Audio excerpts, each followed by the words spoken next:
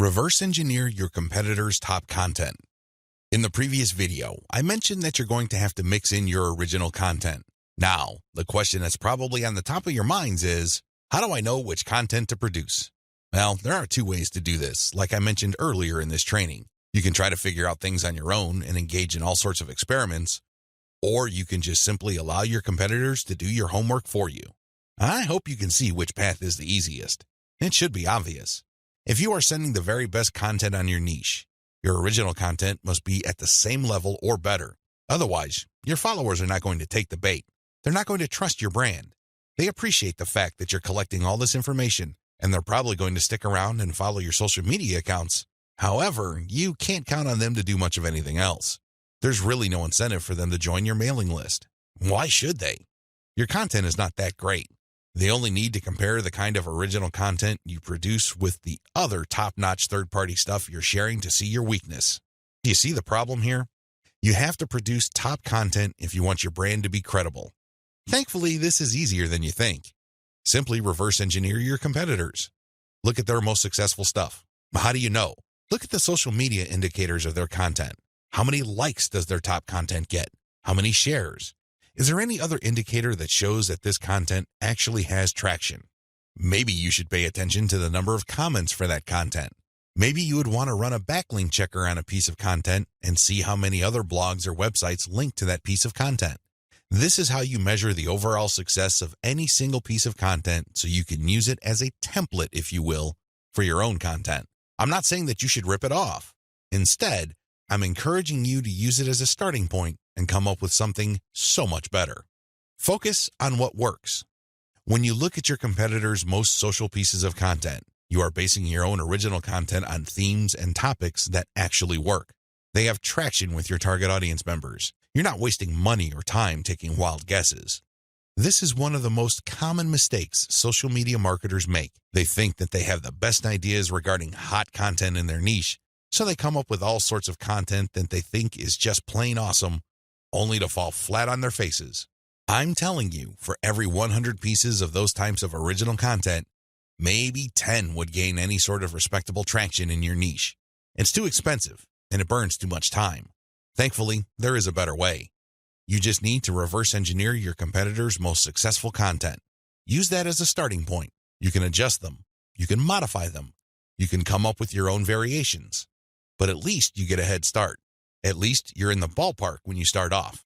You're not just taking random shots in the dark. Learn from your own success. After you have started curating and mixing in your original content, pay attention to your statistics. They should tell you which of your content gets the most love. If you notice that a handful of your curated third-party content gets a lot of retweets, shares on Facebook, or any other indication of social media engagement, pay close attention to those pieces of content. At some level or another, they struck a nerve. They caught your audience members' attention in a very positive way. Find these successful curated pieces of content and create original versions of them. Similarly, if you have many different original pieces of content, only a handful of them will be really successful. Pay attention to those. Find them. Once you've identified them, create more of them. Focus on the same themes and present similar information the same way. The key here is to focus on what works and expand it and grow it. Ditch the stuff that failed. Build on your strengths. Create derivative, cross-platform variations of your most successful content. Now that you have a clear idea of how to create content that has proven traction, don't just keep reverse engineering it. While you need to continue doing that, you also have to do something else. Create derivative or cross-platform versions. For example, one particular type of blog post does well on all your social media accounts. Identify its themes, pay attention to its patterns, and come up with another blog post. See if that works. If you achieve the same level of success, you're onto something. This is not a fluke. This is not a one-time thing. You have struck on a theme that your audience members readily enjoy. The next step is to take things to a whole other level. Instead of just cranking out yet another blog post, create videos about that theme. Make specialized diagrams. Produce infographics. Take these materials and share them on social media platforms that specialize in those formats. For example, for blog post URLs, share them on Twitter and Facebook. For videos, share them on YouTube. For diagrams and infographics, share them on Pinterest. Drilling even deeper, Look at your hottest blog posts and strip out key questions and use these as leads or titles for tweets. Tweet the same content several times over the course of a week. Of course, don't drop it all in 1 hour, but space them out. Still, when you use the right questions, you become very visible on Twitter. Pair these with the right hashtags. The bottom line, the great thing about content curation is you save a lot of money, but you are also positioning yourself to build on your strengths. You focus on things that you're doing right and figuring them out so that you can predictably produce successful content. Now, this is not going to happen overnight. You have to keep experimenting until you find the right themes that consistently work with your audience. Fine-tune your payload content. As I have mentioned previously, you can come up with your very own content based primarily on the social signals of the top-notch third-party materials you are curating. Put simply, when you are going through your research, you will keep coming across certain pieces of content which get a lot of engagement on social media. These are all the objective indicators you need to understand that you are looking at high-quality, high-demand content. At that point, you can come up with your own version of that content. You can use it as a template, so to speak. Another approach would be to just do curation first. You just take all the high-quality third-party content with great social signals and put them all on auto-publish on your social media accounts. You run this curation campaign for several weeks. Soon enough, you will see a pattern. Eventually, you will see that some of these materials get a lot more engagement than others. At that point, you can then come up with your own version. Personally, I pick my own content using both methods. If I'm in a hurry to get people to sign up to my mailing list, I do the first method. But if I'm unsure about the niche or I'm still trying to feel my way around in terms of understanding my audience, I would stick to the second method. There's really no one right answer. It really all depends on your situation. The great thing about the second method is that you are picking out your original content strategy based on what actually works in terms of your social media accounts. You have to understand that even though high-quality third-party content may have a lot of objective social signals, those signals may have been generated in different contexts. Maybe the original publisher was doing something that you may not be doing. Do you see how this works? Still, you can definitely do the first method if you're in a hurry. But if you have some time to spare, you might want to try the second method. Do curation first, let it run, and then pay attention to your statistics. You should be able to see a pattern. In fact, based on my experience, content that tends to do well often falls within a narrow range of themes. In fact, in some of my campaigns, almost all of the content that got a lot of love from the internet was focused on one question. That's how focused your audience's needs may be. You should pay a lot of attention to the following. Look at the engagement of the content and the click-through. A lot of social media marketers drop the ball at this point. They think that it's all about engagement. I'm telling you, regardless of how many likes, shares, or comments a piece of content gets, if people don't click through, those engagement signals are not worth much. Remember, at the end of the day, you want traffic. That's the whole reason why you're doing this in the first place. Getting caught up in how many shares, likes, or comments you get is not going to do you any good. You have to always pay attention to the click-through. There has to be some sort of ratio between total engagement and click-through. The higher the ratio of the click-through, the more attention you should devote to a piece of content. Study high click-through and high engagement content closely. Now that you have identified curated content that performs well, the next step is to analyze them with a fine-tooth comb. Ask yourself, what problems are people interested in when they read this piece of content? How are these pieces of content positioned or presented? Do they use some sort of emotional headline? Do they use subheadings that ask questions? Do they drag the person along? Or do they just lay out the information dead center? Pay attention to cosmetic issues. People do judge a book by its cover, and blog posts and articles are no different. How are these materials formatted? Do they have big pictures? Do they have header pictures? Do they use diagrams? What are they doing exactly? Once you've answered all these questions and you're comfortable with the answers you got, the next step is to create your own content specification sheet. This is going to be your template. Now, make sure that you're not just basing it on one successful piece of content. That third-party content might be a fluke. The company behind it might just have gotten lucky, and for some reason, that piece of content went viral. That's not going to help you. You have to base your template on the success of many different pieces of curated content. This way, you can be more confident of the fact that even if you barely comply with all the specifications, you would at least get some decent and positive results. Using the information above, create payload content. Now that you have gotten your template together, you need to create your own high-quality, high-engagement original content. This content is going to be used to sell people on your mailing list. When they read this content, they're supposed to get excited about joining your mailing list.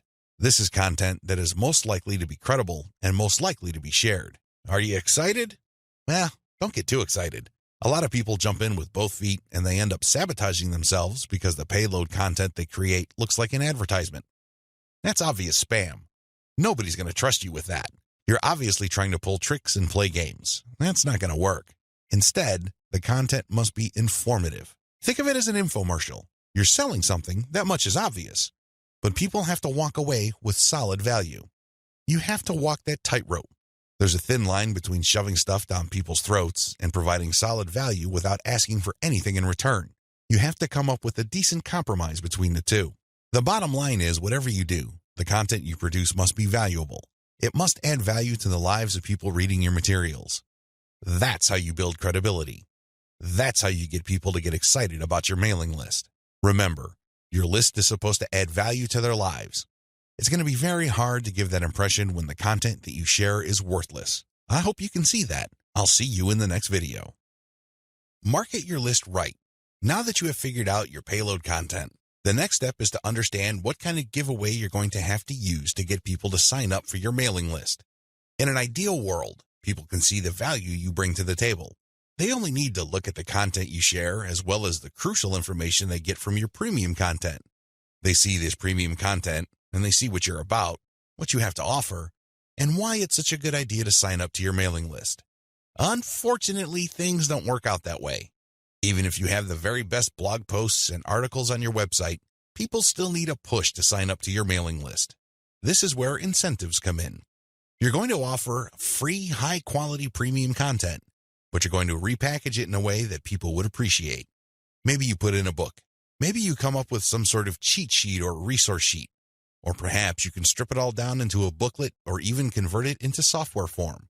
Whatever the case may be, this premium free giveaway content is going to act as an incentive for people to join your mailing list. They get a copy of whatever it is you are giving away for free in exchange for their email. I call this an ethical bribe. You're bribing people to sign up to your list. Normally, they wouldn't. Only a very few people would take the time and bother to sign up for your list, regardless of how awesome your blog posts and articles are. That's just the reality. Finding out what to use as an incentive. I hope you can see the logic behind giving away freebies so people can sign up to your mailing list. People need a push. People need some sort of extra sweetener to get the deal going. They need something extra to get them off the fence and onto your mailing list. Now, the next step is to figure out what kind of incentive to give away so people would join your mailing list. The good news is, you don't have to start from scratch. You don't have to take wild guesses. You don't have to take shots in the dark. When you pay attention to your top-performing original content, you should have all of the information you need to come up with a compelling incentive. For example, if you run a gardening blog and you notice that a lot of people click on share and otherwise engage with your content on tomatoes, it's probably a good idea to come up with a free giveaway book on how to build your own inexpensive tomato greenhouse. You see how this works? Pay attention to your best-performing original content. Look at the questions they answer and look at the questions they fail to answer. This way, you can use your popular content as a launching area for your incentive content. You let your readers know that if they need more information, and they will because the content that they're enjoying are missing certain items, they should click on this link. That link, of course, is your squeeze page. The squeeze page advertises your giveaway and lists out the reasons why people would want to download that giveaway. It's pretty straightforward. You're just offering premium content that your other freely available content is already pointing to. They're pointing to that content because they don't contain that material. They do a good job of building credibility and authority. They do a great job adding value to the lives of your readers, but it's also obvious that there are certain parts that are missing. For those extra materials, they have to sign up. It's absolutely free. It doesn't cost them a dime, but they need to sign up to your mailing list. This is how you set up your mailing list. It has to be closely tied to your premium content. Coming up with incentives or freebies that look like they came out of left field because they're unrelated to whatever it is you're currently doing is not a good idea. Chances are quite good that you're going to fail. When you come up with incentive content that is directly related to the materials you're already sharing, you create a feeling of value. There's also a feeling of exclusivity. After people have seen your content and have become aware of what you are and what your brand is about, you let them in on a special premium. This is a special deal that other people who haven't accessed your brand have no idea about. Position all your original content to push your mailing list first. To play up the value of your incentive content, you first have to promote the value of the mailing list. I know this sounds counterintuitive, but if you think about it, it makes all the sense in the world because in reality, it's the mailing list they're signing up for. The freebie that you're giving away is just a bribe. It's intended to get people to enter their email address and nothing more.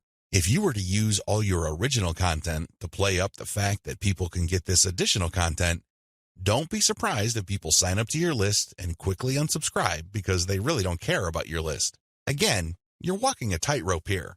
On the one hand, you want people to get excited about the premium you're giving away for free in exchange for their email address. On the other hand, you want people to see the value that they would get by being members of your mailing list. This is how you should play it. All your original content should push your mailing list first. I'm not saying that you should not tie it into the incentive, but your original content should highlight the fact that when people join your mailing list, they will continue to get valuable information. This is the key, because when you use your tried and proven content to push mailing list membership, people are less likely to join your list and immediately unsubscribe. They are aware of the value that the list can possibly bring to their lives. You then play up the premium content as part of the membership. In other words, it's an extra. It's not the main focus of the list. Keep the list separate from the premiums you use to get people to sign up to your list. I hope this is clear because you want to play up the list first, but it must be obvious that you are using the premium content, whether it's a free book, a booklet, a cheat sheet, some sort of pre-recorded video, or something else, as a means to get people to make a decision. That's the bottom line. You want the incentive to push people to make a decision to join your list, but all your original content and your website by extension should push the reader to see the value of being a list member. A lot of social media marketers completely blow this. They think that it's all about marketing the incentive. Well, to continue with the example I raised earlier, what happens after you get people to sign up to your list in exchange for the greenhouse guide? That's right, nothing. Why? You played up the value of the greenhouse guide to such an extent that people are clueless as to what other value they would get from your mailing list. Indeed, don't be surprised if people start reporting your list as spam after you start sending them updates. They were so focused on getting the free book that the updates from your mailing list completely took them by surprise. This happens all the time because of faulty messaging on your blog or website. You cannot afford to play the game this way. You worked hard to pull all this social media traffic to your site. You spent a tremendous amount of time, effort, and resources to build a solid brand. Unfortunately, you're dropping the ball if you market your mailing list this way. You must sell the list first, but the incentive must be used to push people to make a decision. This is the proper order of priority. Anything else will fail. Set up your squeeze page for maximum social appeal. As I mentioned earlier, you should use your content to push your mailing list. You should use your content to upsell your squeeze page. But this doesn't mean that you can get away with badly designed squeeze pages. It's not going to cut it. Your squeeze page must be well designed. After all, this page is a specialized recruitment page. When people get on this page, you have to make the case as to why they should join your list, and not just for the incentive. While the incentive takes a big chunk of the real estate of a squeeze page, you should be clear about the fact that people are signing up to your list. With that said, you have to make your case. Why should people bother with your updates? Why should people stay on your mailing list? What kind of value would they get? Remember, people are always asking what's in it for me. Your squeeze page must answer that question effectively, clearly, and powerfully. Your squeeze page must be well designed enough to be able to make that connection, while at the same time, it must be easy to market on social media. Maybe you should have a graphic on your squeeze page that can be easily posted on Pinterest. Maybe you should have a video on your squeeze page that can be easily shared on YouTube. There are many ways you can go with this. What's crucial is that your squeeze page must be social media ready. At the same time, it should also do a good job of recruiting people. Set up the right confirmation page. When people join your list, thank them and make them feel welcome. You also have to clue them in regarding the content they should expect to receive. Make them feel that they just did the right thing. Make them feel that they solved a major problem. Not only do they get access to the digital freebie you're giving away, but they're also going to be receiving valuable information regarding a particular topic that they have problems with.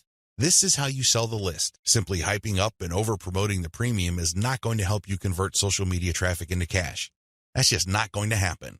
You have to sell the list. You have to build trust in the list. Unlock the power of repurposed content. I've already described this in an earlier video, but this topic is so important it deserves its own standalone video. When you create original content for your blog or website, you already know that this content has some sort of traction in your niche. You already know that there is a significant amount of demand for this particular type of content. Not only did you base your decision on the social signals of your reverse-engineered competitors' content, but you're also picking out content choices based on your own statistics. In other words, you're basing your best content on tried and proven material. You're not taking shots in the dark. You're not taking wild guesses. You're not crossing your fingers and hoping that something sticks. Instead, you have based your decision on what actually works. Congratulations! But you shouldn't stop there. Once you have noticed that this content really performs based on the amount of clicks as well as the social media engagement it gets, the next step is to repurpose that content, turn them into other types of content, and reshare them on platforms that specialize in those content types. For example, if your blog post is getting a lot of retweets and clicks, you might want to strip the blog post into questions. This isn't all that hard because if you look at any type of content, it consists of answers to questions. The questions may not be obvious. The questions may not be plainly stated, but the content is meant to address certain concerns. These concerns can be reworded into questions. Strip your most powerful and best performing content into a series of questions. Each question then is linked to the article or blog post that answers it. Tweet these and pair them with niche-specific hashtags. By using automation tools, you can rotate different questions that essentially promote the same piece of content. Since you're rotating hashtags, there's a high chance that different people looking for different segments of your niche would become aware of your tweet and possibly click through. Another thing you can do is turn your article into slideshows. Each article brings to mind many different mental images. Come up with different pictures for each of the topics raised by your article and create a simple slideshow using PowerPoint. Share these PowerPoint presentations on SlideShare. You can also use other tools to create a video from your slideshows. Once you've created these videos, you can obviously share them on YouTube. Alternatively, you can look through the issues you raised in your blog post and turn them into infographics. Infographics are essentially stripped-down graphical forms of articles or blog posts. They focus on the most important points you raised and make them easier to understand by the viewer by converting them into pictures. Share these infographics on Pinterest. Finally, you should make sure that all your blog posts or articles have a nice header picture. This way, when you load the link on Facebook, a nice preview shows up. It grabs eyeballs and people are excited to share the content. On Facebook, you have a wide range of content formats to choose from. You can share links, videos, infographics, photos, diagrams, and even audio files. After you share materials on your Facebook page, you should then get the link to that post and then share that Facebook page link in Facebook groups that cater to your niche or a related niche. This is how you unlock the power of repurposed content. If you play the game this way, you spend less time creating content and more time promoting. Promotion is the name of the game. You may have great content, but it's not going to do you much good if people don't even know it exists. For every hour you spend creating content, you should spend 10 hours promoting that piece of content. This is how you build up a successful mailing list. This is how you create a solid brand on social media. Start with powerful content, but create different versions and spread it on many different social media platforms. Use automatic content sharing. Before I get into content sharing automation, I want to highlight one other important reason why you should repurpose your content. If your audience members keep seeing that you talk about the same stuff over and over again, chances are you will lose them. People want to hear new stuff. People want you to explore other related needs of theirs. They don't want you to basically keep recycling the same stuff over and over again. Unfortunately, that's precisely the kind of risk you're running if you simply focus on giving people more of the same successful stuff. You know that a particular content theme works. You know it gets a lot of engagement. You know that it draws a lot of clicks. It's perfectly natural for you to want to keep recycling that same theme. Don't do it. Focus on the very best way to present that theme and stick with it. Just do it a few times, but focus more on repurposing. This way, when people get into contact with your content, they can see that you are talking about something that appeals to them, but in different formats. They are more likely to pay attention. They're more likely to click through. They're more likely to share. Keep this in mind when it comes to repurposing. Don't think that Video 11 is completely optional. It isn't. You want your social media feeds to consist of highly successful content as much as possible. It really would be a shame to figure out what works, only for you to get lazy and just focus on text content. I'm sorry to say it, but text content can only take you so far, which brings me to content sharing automation. Since you're going to be sharing a lot of content, and much of this content being third-party as well as original and repurposed content, you're probably going to have your hands full if you decide to do this manually. First of all, since you're going to be covering many different platforms and sharing different formats on those platforms, you have a lot of forms to fill out over and over again. Sure, you may have created an account, one for each of those platforms, but submitting to those places requires you to fill in forms. Posting on Facebook involves form filling. Now, if you really don't have that much content to share, this should be barely manageable. But if you're looking to maximize your visibility by publishing on your social media accounts several times a day, you need to automate. Unfortunately, simply plugging in information into content publishing tools is not going to do you much good. You have to know when to publish. Believe it or not, the vast majority of your target audience members check their Facebook, Twitter, Pinterest, and YouTube accounts within a certain block of time every single day. Post outside of that block of time and you miss the eyeballs of the vast majority of your audience members. Sounds good so far, right? Well, here's the problem. Different audiences have different time preferences. How would you know? This is where experimentation comes in. First, you're going to have to share your content randomly at different times of the day. As much as possible, share content every hour. Set your content automation tools to publish every hour. Let this run for about a week or two. After the experimental period is over, check your stats. Facebook Insights, for example, will tell you when most of your page fans checked out your content. Armed with this information, you should set up your automated software to publish your content in a cluster to fit those optimal times. For example, in the experimental stage, you're publishing one piece of content every hour. That's 24 pieces of content spread out over a full 24 hours. After you checked Facebook Insight, it turned out that 80% of your content views actually take place between 8 a.m. and 5 p.m. You then take those 24 posts and compress them within that 8 a.m. to 5 p.m. window. This is how you publish in clusters. Forget time blocks outside of that time frame. This way, you maximize your chances of the right eyeballs seeing your content. Special notes for Twitter. If you're going to be publishing on Twitter, republish your content many times during the day at the most optimal time frame. Facebook Insight already told you that your content is being viewed within a specific time frame. Chances are your Twitter fans have the same social media viewing habits. Stick to that time frame.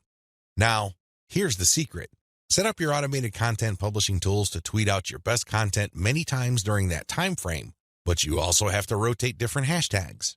This way, you can reach different people looking for hashtags that are related to different subsegments of your niche. Special notes for Facebook. When publishing to your Facebook page, don't hesitate to publish original content that you have published before.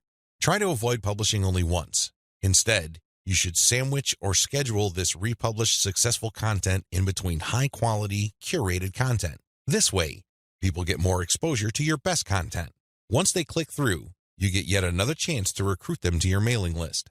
Remember, when you share high-quality third-party content, you're not getting the traffic. You're building credibility, but you're not getting potential list members to your squeeze page.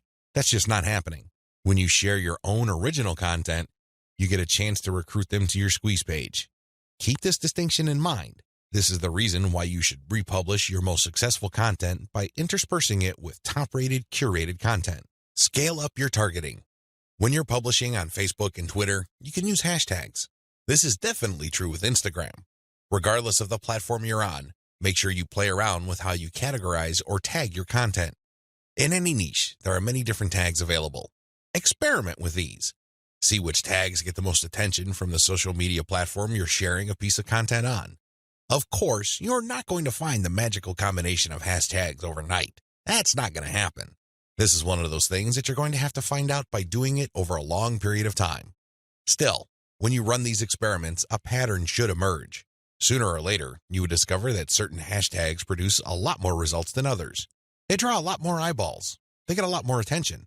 Most importantly, they get a lot more engagement. Stick with those. Experiment with tagging niche-focused influencers. When you're doing research on hashtags on Twitter, for example, You would be able to find influencers that specialize in those hashtags. These people just love to post content related to certain topics. They use a narrow range of hashtags every time they post. It seems that's all they focus on. Find these people. Look at their content. Are people retweeting them a lot? Are they getting a lot of love for their content? Do they get a lot of engagement? Are people responding via Twitter? It should be fairly easy to see which accounts are influential in your niche and which aren't. Don't just focus on how many followers they have. Instead, look at the total amount of engagement they get, and also pay attention to the ratio of followers they have to the number of accounts they follow. For example, if I find Mike Smith to be a big poster in my niche because it seems that he just seems to rotate among the 10 hashtags that are most relevant to my niche, I look at his followers in relation to the number of accounts he's following. If he's only following one person, yet he's being followed by 15,000 people, Mike Smith might be an influential person. I say that he might be because I'm also going to have a look at the engagement levels of his posts. Are his posts getting a lot of retweets? Are a lot of people responding? Are a lot of people clicking the heart icon? If his content has these factors, then his account is probably worth following. Most importantly, you should tag influential people on Twitter when you post. You use your most powerful hashtags and you mention them in your post. This can help you get on their radar. These people would be put on notice that you are also sharing content that is similar to the stuff that they are interested in. If they check out your stuff and they like what they see, don't be surprised if they share your content with their following. Engage with them. Let them know about your questions or suggestions. In fact, you should engage with them so much that you can possibly create a relationship where they would publish your guest posts if they're bloggers, or discuss whatever it is you're doing on their social media platforms. At the very least, when you partner with them, they become part of your content distribution network. In fact, a lot of them can even get you interviewed on influential blogs in your niche. Don't think that influencer engagement is simply restricted to tagging people. That's just the beginning. That's actually the tip of the iceberg. They can do so much more for you. You just have to continuously engage them and be social. This doesn't mean that you have to kiss their butt. This doesn't mean that your stock response to all of their posts is amazing post or great post, I love it. That's not going to work. That's not going to push the ball far enough. You have to actually engage. And oftentimes, this might seem like you're criticizing them. This might seem that you are offering a negative view, but you need to get their attention. You need to bring home the point that you actually know your stuff and that you are also credible in the same niche space. That's how you get them to take you seriously. That's the kind of engagement that builds respect. Otherwise, you're just going to look like another member of the choir. They really don't have any incentive to interview you or post your guest content. Why should they? You're not really sharing any information or suggesting any points of view that are different or distinctive. Experiment with paid traffic. Only after you have spent a lot of time drumming up free traffic from social media marketing should you even think of buying traffic. I know this sounds a bit extreme, but it's the absolute truth. Why? Well, in the beginning, you don't know when your target audience members will be reading your content. In the beginning, you don't know what their demographic breakdown looks like. How many males compared to females are in your audience pool? Do males or females like certain types of content that you share? What are their age ranges? Where are they located? I hope you see the big picture here. You have to use free traffic to do initial audience intelligence. Once you've gotten all these important insights, you can then start paying for Facebook ads and other platforms' ads. If you start any earlier than this point, you probably would end up wasting your money. Study your statistics first. Pay close attention to audience patterns. Take out ads based on these patterns. Sell to your list differently. At this point, you have turned social media traffic into list members. Congratulate yourself. You've managed to do something the vast majority of social media marketers cannot do, or, worse yet, don't even think about doing. It's quite an accomplishment. Unfortunately, even at this point, it's still too easy to drop the ball. In fact, a lot of people who have mailing lists stay with one mailing list. They think that as long as people who visit their blog sign up to their mailing list, they're good. Well, at a certain level, they're correct. A certain percentage of those list members will buy affiliate products that you promote on your list. A certain fraction of your mailing list will buy your original products. Some may even visit your online store and buy merchandise. But the problem here is that if you accept this scenario, you are settling for cents on the dollar. You really are. Don't you want to maximize the value of all your hard work, focus, and energy you invested in your venture? Wouldn't you want to maximize your return on effort? If you want to get maximum results from your mailing list, you have to sell your list differently. There are really no two ways about it. Every other approach would lead to, at best, mediocre results or, at worst, no results at all. Keep the following tips in mind. Use different content on your list. When people join your mailing list, chances are they join because they got exposed to some of your content. They already know what you talk about. They are already familiar with the quality of your content. They understand the themes that you focus on. That's why it doesn't make any sense for you to feature the same exact content on your list. Sure, you may make some changes. You might change the title. You might even switch things around. But people aren't dumb. They can see right through that. They can see that you are recycling content and feeding them stuff that they have probably seen before. Do you think this kind of practice builds confidence? Do you believe that doing things this way will build trust? Of course not. You have to use different content. What kind of content will you have to use? Well, first of all, you already know what your most popular pieces of content are. Start with these. No, I'm not talking about republishing them. I'm talking about analyzing them and seeing where the gaps are. Are there any questions that are left unanswered? Are there any questions that were raised by the answers that you gave in those popular pieces of content? These should be enough to get your mind going as to the kind of finely tuned, high-value content that you're going to be sharing on your list. Remember, your updates are the ultimate reward to your list members. Sure, you may have positioned your squeeze page to reward subscribers with a premium, but once they downloaded that premium, they really have no other incentive to keep reading your emails. Do you see how that works? So do yourself a big favor and make sure that the update content you send is the reward. That's how you get people to open your emails and read your materials over and over again. Reward them for being on your list. Don't drop your guard. Don't take it easy. Don't give in to laziness. This is your time to rise and shine. Everything else that happened before this was just a dress rehearsal. This is it. This is where the rubber meets the road, and you better perform. Use premium content. If you really want to hit the ball out of the park with your mailing list, send updates that really highlight how original the content is. Well, how do you do this? Use social proof for case studies. These are testimonials of people that have taken your advice or who have experienced certain things that you talk about. When people read these stories, they can't help but be engaged. They can't help but be absorbed into the narrative. These people sharing their testimonies are real flesh and blood human beings with real problems that your readers can relate to. That's the kind of compelling content that will take your list to a whole other level. Why? Most of your competitors are just recycling their stuff. Sure, they're recycling their best stuff because that material is tried and proven, but they're not really distinguishing themselves. They're not really doing their brand any favors by taking the easy way out. You have to commit to doing things differently. This is how you build loyalty around your content. Remember, when you're running a mailing list, your content is composed of the emails you send out. No more, no less. Upsell, upsell, upsell. I can't say the word upsell enough. If you want your list to make money, you have to upsell. Now, you don't have to be a hero. You don't have to overdo this. You don't have to come off like some sort of super salesman. If you're like most people, you know how annoying pushy salespeople are. You probably will push back. You will probably tune them out and unsubscribe. I can't say I blame you. That's how most normal people respond to pushy salespeople. By upsell, I am just telling you to send content that highlights a problem and a solution. That's all upselling is. You remind people of their range of problems, and you remind them of certain solutions to them.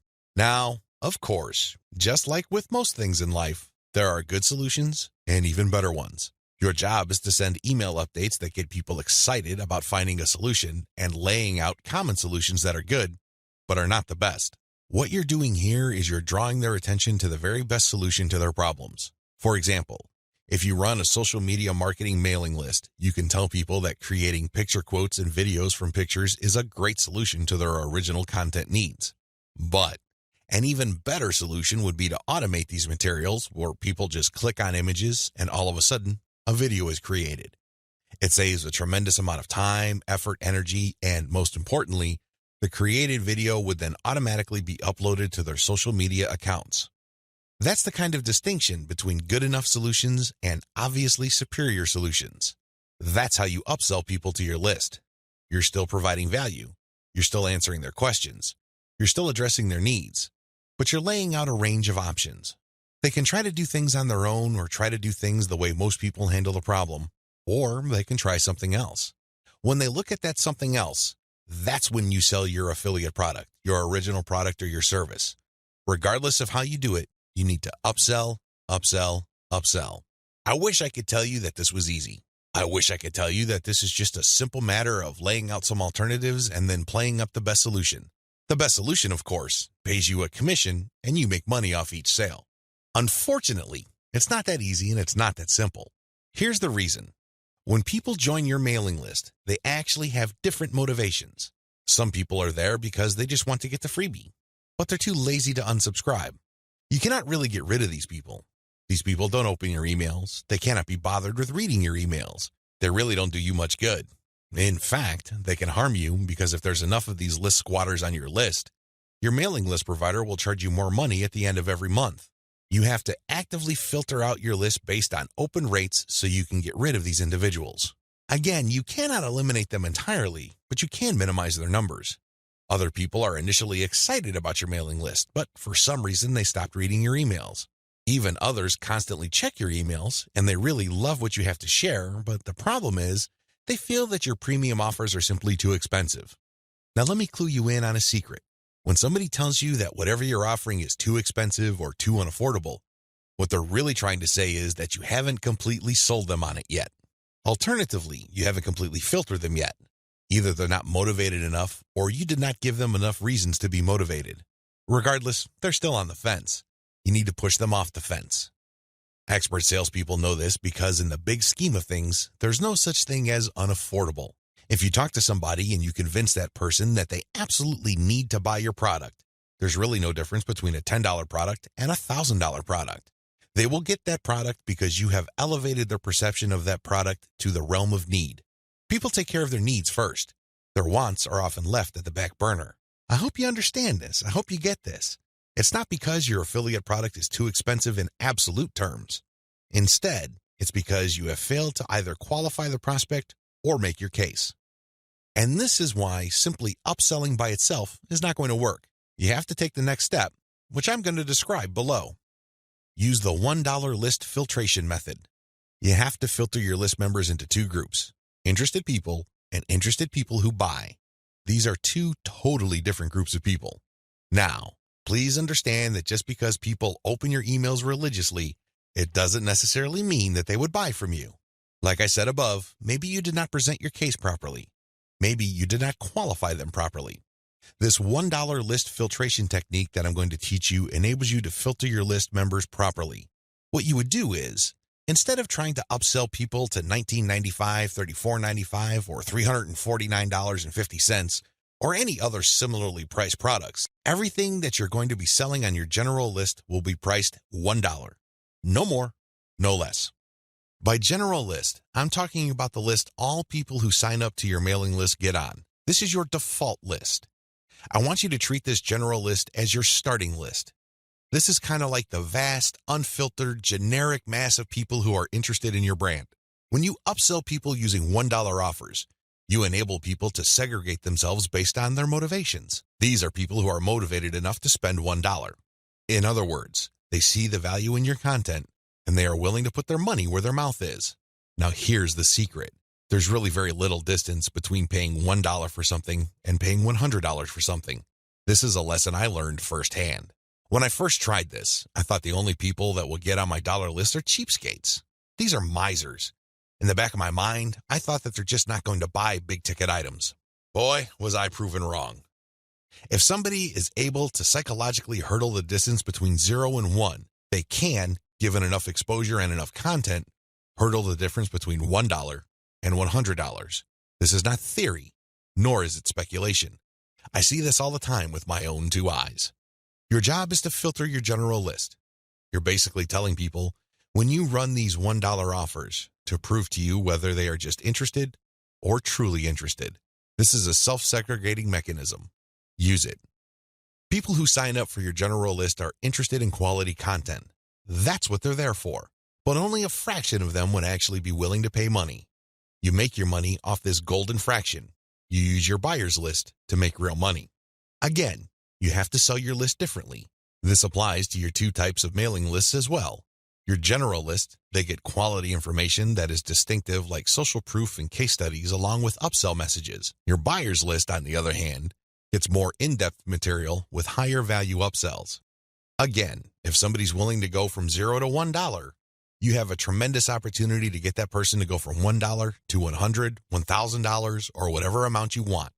Now, keep in mind that the higher the dollar value, the lower the conversion rate, but you get the point. You have to get people to segregate themselves based on their readiness, willingness, and eagerness to buy. And since $1 is essentially friction-free, this list filtration method works like a charm. Reinvest your profits the right way. By this point, the $1 filtration method has enabled you to make a decent chunk of cash every single month from social media traffic. The next step is to create a business. At this point, you might be feeling that you're just engaged in a hobby.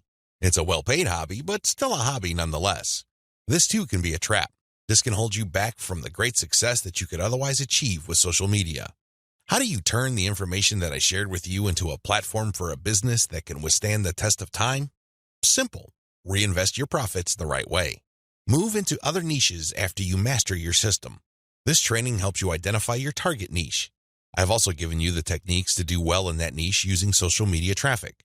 Once you've made quite a bit of money on your niche and this money comes in month after month, you have to think big. You have to look into other niches that are related to your current niche. This thinking is actually pretty straightforward. If you have already mastered your niche to the point that you're making automatic income month after month, then you can apply the same system to other niches that are closely related to the one you're in. This is how you scale up your business. Instead of just one stream of cash, you build many different streams of cash based on the system that you mastered. You know what hashtags to target. You know what kind of content gets eyeballs. You know how to present information on social media. You know how to promote a mailing list. These and many others form part of your system. It really would be a shame to restrict that system to just one niche. Once you've mastered those, find niches related to those and grow into these other fields. Highly successful list marketers don't just operate one list. They operate dozens, and this translates to 6, if not 7-figure incomes year after year. If they can do it, so can you. Buy more targeted traffic after you find out what works. Once you have discovered the type of content marketing strategy on Facebook that works, you can buy targeted traffic. How? Use Facebook's lookalike technology to target people who share the same interest profile as your existing audience. This is what's so awesome about Facebook. This is also what gets them into all sorts of hot water. Believe it or not, accept it or not, Facebook is spying on you the moment you log into the platform. It pays attention to what you like. It pays attention to what you comment on. It pays attention to what your friends like.